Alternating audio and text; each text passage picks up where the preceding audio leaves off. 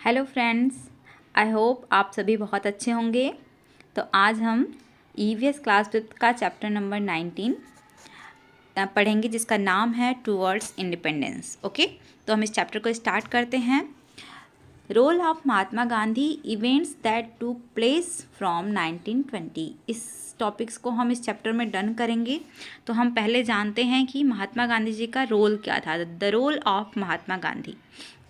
After his return from South Africa in 1915, Gandhiji traveled all over the country. He felt this would help him understand the problem of the people. He was shocked to see the condition of the poor people. He also saw that there were many evils in the society like caste and religious differences, drinking alcohol, etc. So he decided to fight against the British and also against the social and religious evils. Okay, जब वो Mahatma Gandhi ji south Africa से return हो गए थे, वो 1915 में जो है साउथ अफ्रीका से रिटर्न हो रहे थे, तो गांधी जी पूरे ऑल ओवर जो कंट्री है, पूरे देश में वो उन्होंने ट्रैवल किया। और उन्होंने क्या पाया? उन्होंने पाया कि बहुत सारे लोगों की जो प्रॉब्लम है, ऐसे उन लोगों की जो प्रॉब्लम है उनको वो समझें और उनकी जो हेल्प करना चाहते थे। वो सोचते थे कि वो जो लोगों की प्रॉब्लम है वो उनकी हेल्प करेंगे। तो उन्होंने क्या देखा? उन्होंने देखा कि जो गरीब लोग थे उनकी कंडीशन जो थी बहुत ही ख़राब थी। उसको देख करके वो बहुत ही शॉक्ड हो गए। और उन्होंने देखा कि जो सोसाइटी है हमारी, उस सोसाइटी में इतने एविल्स हैं, इतने एविल्स मतलब इतने बुराइयां हैं कि लोग जो है जैसे कास्ट को लेकर के, रिलीजियस डिफरेंसेस को लेकर के, धर्म जो है वो अलग अलग धर्म के लोग रहते हैं, तो उनके बीच में कितना डिफरेंस था जिसको लेकर के। और जो ड्रिंकिंग अल्कोहल मतलब होता है, जो लोग ऐसे कुछ लोग थे जो कि सोसाइटी में जो बहुत शराब पी करके उल्टे पुल्टे काम करना, तो ये जो चीज़ें थीं वो सोसाइटी में बहुत ही बुरी थीं, जिसको देख करके वो बहुत ही दुखी हो गए थे, शॉक्ड हो गए थे। और उन्होंने क्या डिसाइड किया कि वो लड़ेंगे, फाइट करेंगे अगेंस्ट, किसके अगेंस्ट? ब्रिटिश के अगेंस्ट। और जो सोशल और रिलीजियस एविल्स हैं, बुराइयां हैं, वो उसके खिलाफ जो है वो लड़ेंगे और इससे इनको दूर करेंगे अपने देश से। तो आगे हम देखते हैं, एक टॉपिक है जो है जलियांवाला मैस्कर। ओके, तो जलियांवाला मैस्कर का मतलब है ये जलियांवाला हत्याकांड। जलियांवाला के बारे में बात करूँगी तो एक जो है वो जलियांवाला जो है एक जगह है जो कि अमृतसर में है। और अमृतसर में ये घटना हुई थी जिसकी वजह से इसका नाम, एक घटना हुई थी इसकी वजह से इसका नाम जो है जलियांवाला मैस्कर पड़ा, जलियांवाला हत्याकांड पड़ा। तो आगे हम इसमें जानेंगे कि ये क्यों हुआ था और इसमें क्या हुआ था। इन 1919 में जो है ब्रिटिश जो पास किया था, एक रूल जो है उसको पास किया था, जिसका एक एक्ट जो है उसको पास किया था, इसका नाम है रॉलेट एक्ट। ओके, तो इसके थ्रू क्या था? According to this not more than 5 people could gather at one place. इसके अकॉर्डिंग क्या था कि 5 लोगों से ज़्यादा लोग एक जगह पे इकट्ठा नहीं हो सकते हैं। तो क्या हुआ कि on April 13, 1919 many people gathered in Jallianwala Bagh in Amritsar for a public meeting. और 13 अप्रैल को 1919 में 1919 में बहुत सारे लोग जो हैं वो एक साथ में इकट्ठा हुए जलियांवाला बाग में, और जो कि अमृतसर में है, और उन्होंने वहाँ पे एक पब्लिक मीटिंग रखी। तो इसके बारे में क्या हुआ? जो ब्रिटिश ऑफिसर था जिसका नाम था जनरल डायर, जिसका नाम है जनरल डायर, ओके, जो आप देख रहे हैं यहाँ पे, तो उसने क्या किया? वो बहुत सारे सोल्जर्स को लेकर के जो है वो उस पार्क में आ गया, बहुत सारे सोल्जर्स को लेकर के उस पार्क में आ गया।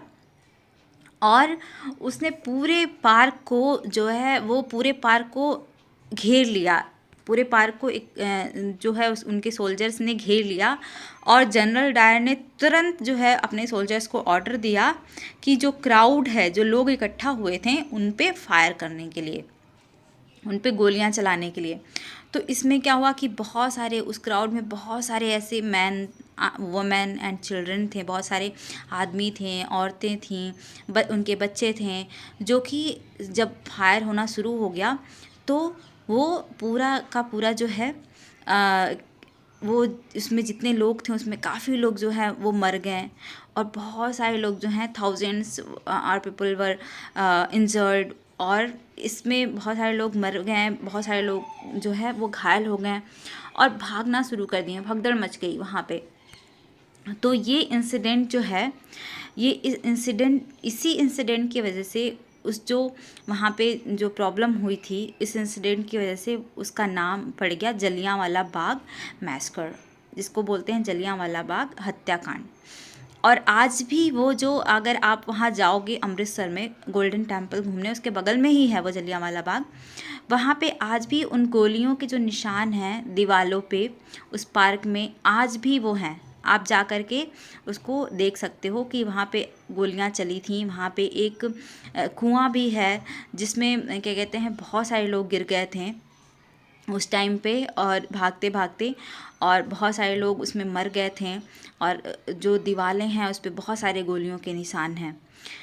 तो the whole country was shocked by this incident. ये इंसिडेंट ऐसा था कि पूरी जो कंट्री थी, हमारा पूरा जो देश था, वो बहुत ही शॉक्ड हो गया था इस इंसिडेंट से, बहुत ही मतलब दुखी हो गया था, परेशान हो गया था इस जो है इंसिडेंट से। तो आगे हम देखते हैं नॉन कोऑपरेशन मूवमेंट। इसमें क्या हो गया, एक मतलब एक मूवमेंट चला, ठीक है, जो कि इन 1920 में हुआ। Gandhi ji launch the non cooperation movement. It was a movement where people were asked to disobey the British and their laws peacefully. Under the movement, people began boycotting British goods. Many students stopped attending schools and colleges. People began refusing to work for the British. Okay. तो इसमें उन्होंने, महात्मा गांधी जी ने 1920 में एक movement launch किया जिसका नाम था नॉन कोऑपरेशन मूवमेंट। ओके, इस मूवमेंट में क्या था कि जो लोग थे उन्होंने क्या किया, जो ब्रिटिश के सामान होते हैं, ब्रिटिश की जो रूल्स थे, लॉज थे, उसको वो पीसफुली, बहुत ही ईजिली, मतलब ना अशांति फैलाए, ना लड़ाई झगड़ा किए, उसका डिसओबे करने लग गए, मतलब उसको उन्होंने अस्वीकार करना शुरू कर दिया उन्होंने। तो इस मूवमेंट के अंदर जो है उन्होंने क्या किया कि पूरा जो है बायकाट कर दिया, पूरा बायकाट कर दिया ब्रिटिश गुड्स को। जो बायकाट किया उन्होंने, जो सामान थे, जो ब्रिटिश के द्वारा बनाए गए सामान थे, उसको पूरी तरीके से उन्होंने बायकाट कर दिया। तो इसमें बहुत सारे स्टूडेंट्स जो हैं वो ऐसे स्कूल में जाना बंद कर दिए, कॉलेजेस में जाना बंद कर दिए, और जो उनका काम था, अपने काम को उन्होंने छोड़ दिया, जो ब्रिटिश के अंडर में होते थे काम, उसको उन्होंने छोड़ दिया।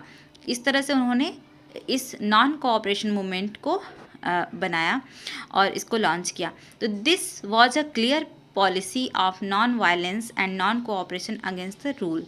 तो ये जो नॉन कोऑपरेशन मूवमेंट था, इसमें क्या था, ये क्लियर पॉलिसी थी कि इसमें कोई वायलेंस नहीं होगा, इसमें कोई भी मतलब प्रॉब्लम्स नहीं होंगी, इसमें कोई भी लड़ाई झगड़ा नहीं होगा, कोई ऐसा वायलेंस नहीं होगा जिससे लोगों को प्रॉब्लम हो, लोगों को इंजर्ड हो या किल्ड हो। ऐसा उन्होंने, गांधी जी ने एक ऐसा मूवमेंट लॉन्च किया और इसके अगेंस्ट जो है, और फिर भी ये सारे चीज़ों को अपना करके वो जो ब्रिटिश रूल था वो उसके अगेंस्ट जो जा सकते थे। तो the British tried various measures to curb this movement. Okay, तो उन्होंने, ब्रिटिश ने बहुत ट्राई किया कि इस मूवमेंट को वो कर्ब कर देंगे, ख़त्म कर देंगे, और लेकिन क्या हुआ, अदर यंग लीडर्स, इसमें और सारे जो महात्मा गांधी जी के अलावा भी बहुत सारे ऐसे लीडर्स थे जो कि हमारे देश के लिए, जो कि इंडिया के लिए, इंडिया के फ्रीडम के लिए लड़ाई कर रहे थे, उसमें ऐसे बहुत सारे लोग थे। Many other young leaders also joined the movement with Gandhi ji. उन्होंने क्या किया, इस गांधी जी के जो मूवमेंट था, महात्मा गांधी जी का जो मूवमेंट था, उसको ज्वाइन किया। और देवर जवाहरलाल नेहरू, सुभाष चंद्र बोस, सरदार वल्लभ भाई पटेल, मौलाना अब्दुल कलाम आज़ाद, सरोजनी नायडू एंड राजेंद्र प्रसाद, डॉक्टर राजेंद्र प्रसाद, ऐसे बहुत सारे लोग थे। इन लोगों ने भी क्या किया, इस मूवमेंट को ज्वाइन किया। और इसके बाद एक और मूवमेंट हुआ जो कि था the salt law and civil disobedience movement. Okay, इसमें क्या था, जो कि नमक आंदोलन जिसको बोलते हैं, उन्होंने, गांधी जी ने एक और आंदोलन चलाया। The British passed a law that no Indian would be allowed to make salt. उन्होंने, ब्रिटिश ने एक लॉ पास किया था जिसका है वो क्या, no Indian allowed to make salt, उसमें कोई भी इंडियन जो है वो नमक जो है नहीं बना सकता था। तो गांधी जी ने क्या किया, thought this law was most unjust and decided to oppose it.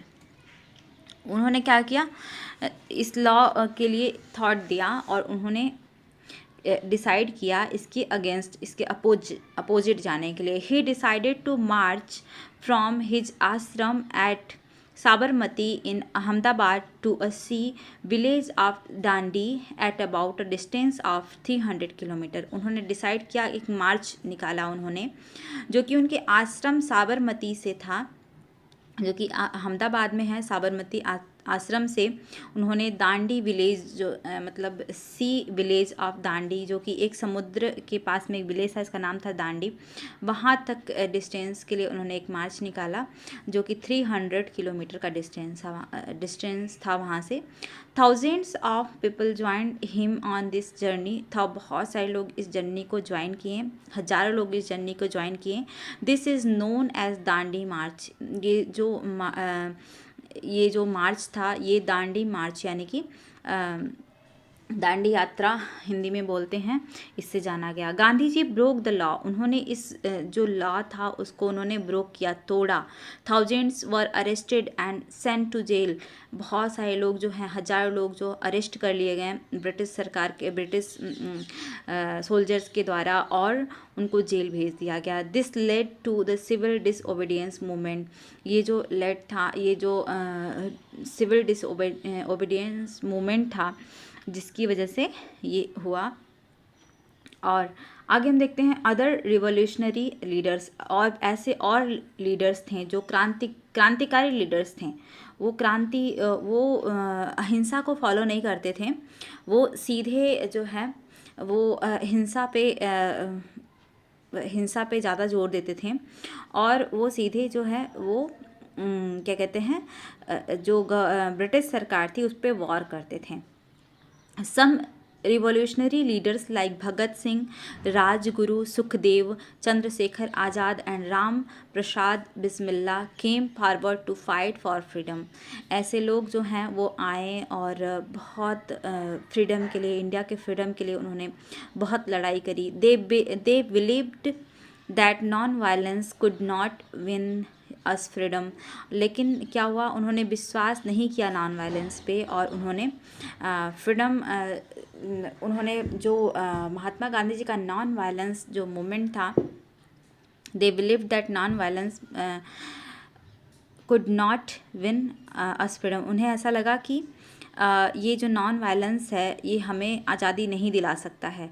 तो Subhash Chandra Bose started and form the Indian national army in foreign countries and started the freedom struggle from there. Subhash Chandra Bose जो थे उन्होंने स्टार्ट किया, इंडियन नेशनल आर्मी को उन्होंने form किया, और जो फॉरेन कंट्री थी उसमें फॉर्म किया, और उन्होंने स्टार्ट किया फ्रीडम के लिए स्ट्रगल उन्होंने स्टार्ट कर दिया। Netaji gave the famous slogan Jai Hind. Okay, quit India movement. आगे हम देखते हैं क्वाइट इंडिया मूवमेंट। इसमें गांधी जी ने एक मूवमेंट चलाया जिसका नाम था quit India movement. In 1942 Gandhi ji launch the quit India movement demanding complete freedom for India. अब उन्होंने क्वाइट इंडिया मूवमेंट में क्या बोला कि उन्होंने डिमांड करी कि हमें कंप्लीट फ्रीडम चाहिए, इंडिया का कंप्लीट फ्रीडम चाहिए। He asked people to do or die, करो या मरो, in their attempt to throw the British out of the country. He आज उन्होंने पूछा कि करो या मरो, उन्होंने अटेम्प्ट करके throw the British out the country, उन्होंने ब्रिटिश को है वो जो कंट्री से बाहर निकाला। मैनी लीडर्स वर जेल्ड, बहुत सारे लोग जो हैं वो जेल में गए। Maulana Azad Khan, Abdul Zafar Khan and Indira Gandhi were some of the leaders. इसमें ऐसे बहुत सारे लोग थे जो कि जेल गए। और इंडिया विंस फ्रीडम और इंडिया ने फ्रीडम को जीत लिया। The British finally bowed before the Indians, they agreed to leave India, और उन्होंने एग्री हो गए इंडिया को छोड़ करके जाने के लिए। At that time Muslim leaders were demanding that they be granted a separate Muslim state of Pakistan. The British agreed to their demands and decided to divide the country into two, Pakistan and India. On 15th August 1947, India become independent, और 15 अगस्त 1947 को India जो है वो स्वतंत्र हो गई। Jawaharlal Nehru become the first prime minister of free India, और इस तरह से जवाहरलाल नेहरू जो है वो पहले प्रधानमंत्री बने इंडिया के, और doctor Rajendra Prasad become the first president, और राजेंद्र प्रसाद जो है वो इंडिया के फर्स्ट प्रेसिडेंट।